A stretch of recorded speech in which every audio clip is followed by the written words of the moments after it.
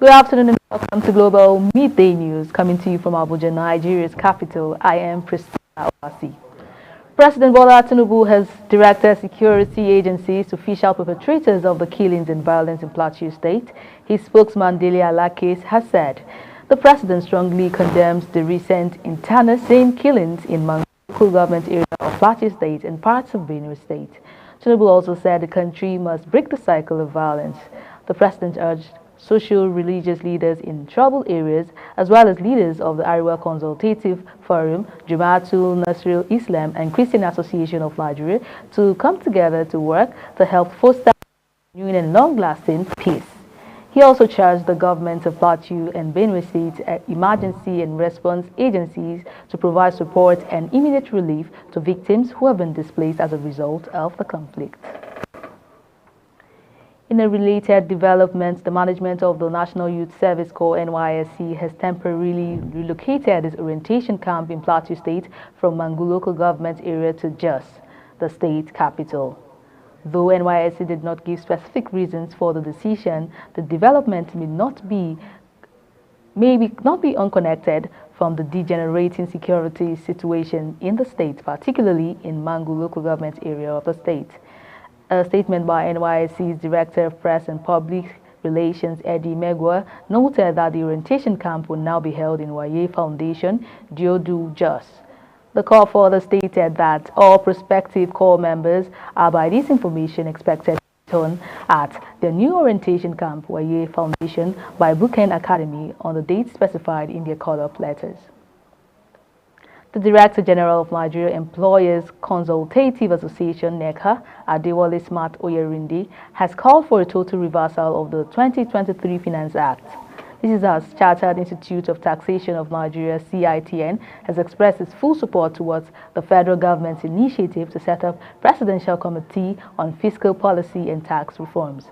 Oyerinde said some provisions of the act are capable of driving organized businesses in Nigeria into extinction.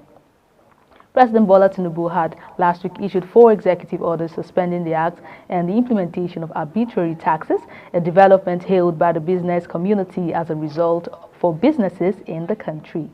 Speaking on Tuesday at the Nigeria Employers Summit 2023, the NECA DG said rather than suspend the act till September 2023, the business environment in Nigeria rather wants absolute reversal of the act. According to Oyerinde, the implementation of arbitrary taxes has the potential to push organized businesses deeper into the hole of extinction. Former Vice President of Nigeria, Professor Yemi Oshibajo, has landed an international appointment. Oshibajo, who took to his Twitter handle on Tuesday to announce his appointment as Global Advisor to Global Energy Alliance for People and Planet, also known as GIAP, added that he was thrilled at the opportunity to work at the organization. A former student of the Department of Public Administration at Amir Shehu Idris College of Advanced Studies, Zaria, Halima Ibrahim Danusa, has claimed that a serving senator from Kaduna State used her result to gain admission into Ahmadu Bello University. Danusa, who appeared before the Election Petition Tribunal, said she was in deep shock when she discovered that a serving senator altered her names on her diploma certificate, which she acquired from the college in 2013 to allegedly gain admission into Ahmadu Bello University, Zaria. The witness attended the school between 2011 and 2013 with registration number A11/PA/1147, where she obtained a diploma certificate. The college was subpoenaed by the tribunal to testify in an election petition filed before Kaduna Central Senatorial District Tribunal by Mohammed Dajito of the All Progressives Congress APC against Senator Lawal Adamu Usman of the People's Democratic Party PDP on a 3-count charge, including the first respondent's qualification to contest election, given his presentation of forged certificates and substantial non-compliance with the Electoral Act. Danusa therefore sought for justice and prosecution of the offenders for using her result fraudulently. You're watching the midday news on Global TV, coming to you live from Nigeria's capital, Abuja. We're on Star Times channel 276, and you can follow us across all the social media platforms at Global TV NG. When the midday news returns, Senate to probe NPCL's subsidies regime.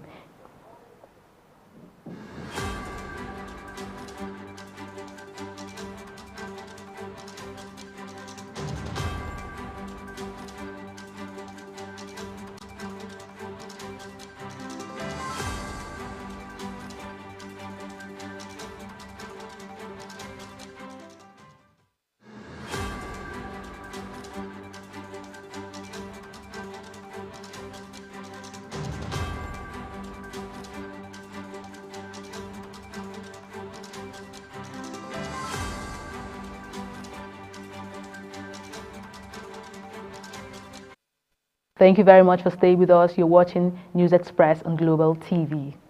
I remain Priscilla Obasi. As we take a look at business, the Acting Comptroller General of Nigeria Customs Service, Adewale Adeniyi, says, contrary to President Bola Tinubu has not ordered the reopening of all Nigerian borders. Giving the clarification after a meeting with President Tinubu at the State House in Abuja, the Comptroller General of Customs says only 5 have been opened so far. Prince Adegoke has the details.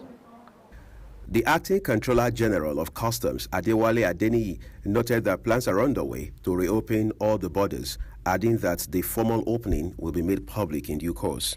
He noted that his discussion with President Tinubu centered on the active engagement of customs administration across Nigeria's strategic borders to enhance border and regional security. Part of my discussions with Mr. President is to actively engage customs administrations across our borders, particularly the strategic ones that we must work and collaborate with for us to achieve common objectives of border security and regional integration. As we speak, about 5 of them have been reopened. 4 were initially reopened and 2 more were opened after that, and that is still the situation.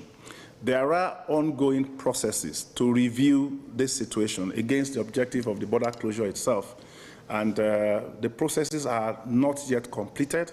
And of course, when the borders are reopened, it's not going to be subject of rumor in any way. Acting CG Adewale Adeniyi further said that the service will in a week's time visit Benin Republic to seek partnerships on how to address border security, importation, and the deployment of technology solutions to complex border situations. He expressed optimism that smuggling activities will be a thing of the past in no distant time. In the next 1 week or thereabouts, I will be paying an official visit to Republic of Benin to have discussions with the Customs Administration of Benin and see how we can take forward the issue of collaborations between us, the issue of border security, the issue of importation across the border, and more importantly, how we can deploy technological solutions to very complex border problems. It could be recalled that all land borders were completely shut down from 2018 to 2021 to help check illegal activities of smugglers. The Group Chief Executive Officer of Nigeria Petroleum Company Limited, Melekolo Kyari, has said it is not blocking deals by international oil companies, IOCs, contrary to speculations in the oil and gas sector. This is as the Secretary General of the Organization of Petroleum Exporting Countries, OPEC, Haitham Gaye, said the organization will require the full support and cooperation of President Bola Tinubu to assist Nigeria in meeting its energy needs. Speaking at the event 2023 NOG Energy Week in Abuja on Tuesday, Kyari said the NNPC is not blocking any deal, even with competitors, as he challenged operators on how much of the aspirations of the 2012 divestment have been met. The 22nd edition of the NOG Energy Conference has the theme Powering Nigeria's Sustainable Energy Future, NNPCL. Last year secured an injunction from Abuja High Court restraining the sale of shares of ExxonMobil Nigeria unit to any third party. Kerry, however, said yesterday the company had no hand in Scotland's divestment plans of multinational oil companies. The Senate on Tuesday constituted an ad hoc committee to investigate the fuel subsidy regime of the Nigerian National Petroleum Company Limited (NNPCL). This followed adoption of a motion by Patrick Chinwaba, APC Imo, during plenary on Tuesday. Senator Chinwaba, who moved the motion, said the federal government on 11 May 2016 announced an increase in fuel pump price from 87 to between 135 naira and 145 naira per litre. This was in its fight against corruption in order to plug the presumed highly proliferated leakages, wastages, and slippages surrounding the fuel subsidy, as well as an attempt to end the controversial subsidy regime. He said the government's interest in exiting the subsidy regime was in line with the policy of reducing the cost of governance and the desire to eliminate corrupt practices surrounding the scheme. Supporting the motion, Jubril Issa, APC Kogi, said utilizing the savings arising from removing the subsidy was very important. The federal government on Tuesday raised concern over the performance of the value-added tax in Nigeria as the lowest in the West Africa region. While describing the development as worrisome, the government stressed the need for a change in policies, adding that the country's VAT rate was less than 1% to the gross domestic product. The Director of Tax Policy in the Federal Ministry of Finance, Budget and National Planning, Bashir Abdulkadir, raised the concern at the opening event of a 3-day workshop on the harmonization of Nigeria's VAT Act with ECOWAS directives. The program was organized by the ECOWAS Commission under the context of implementing of support programs for tax transition in West Africa. The PATF aimed to improve management of domestic taxation and ensure better coordination in ECOWAS and West Africa Economic and Monetary Union regions.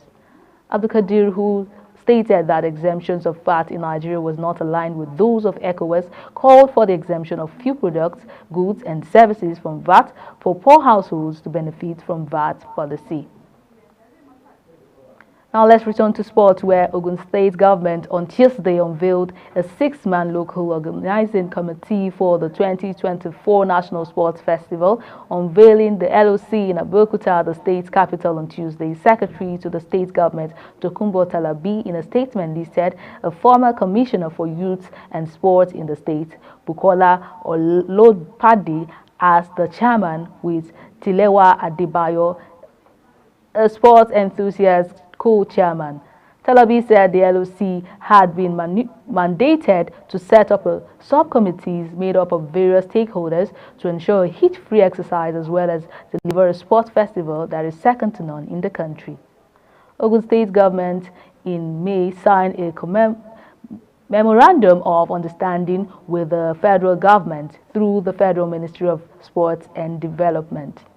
During the ceremony, Governor Dapo Abiodun had told the federal government delegation led by the then sports minister Sunday Dare that Ogun State, being a state noted for recording many firsts in all sphere human endeavor, was ready to host a world-class festival in 2024, asserting that they had capable hands and sponsors ready to support the bid. And that's it on Global TV Midday News from Nigeria's capital, Abuja.